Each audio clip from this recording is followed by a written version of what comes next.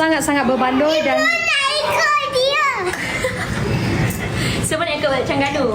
janganlah cakap. Nak ikut. Tak boleh. Dia sejuk, memang sejuk. Dia ini adalah gel.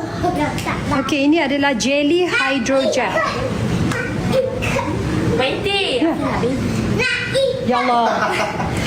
Nak baby. Saya salah request. Ibu dah beli dah baby kat TikTok. Main je lah dengan baby kat TikTok tu. Not alive kan Afia kan? Ha. Nak baby. Diorang ni tengah nak baby, nak adik. Afia nak boy. Pakai setiap malam, yes, pakai. Kalau Afia nak girl. pakai nak baby girl. Kena request dengan ibu lah macam tu. Ibu dah tak larat dah. Nak pakai kat dahi boleh, pakailah. Boleh je. Ikut suka hati anda.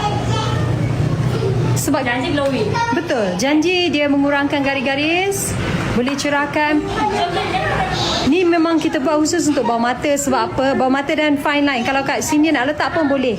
Boleh gunting, pakai satu patch tu, gunting dua, tampal kiri, tampal kanan.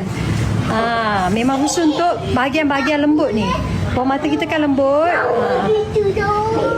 Okey ya, Afwa, slowly. Kan? Adik kan? Okey Daya ya? Okey Daya? Okey, baik. Okey, terima kasih banyak.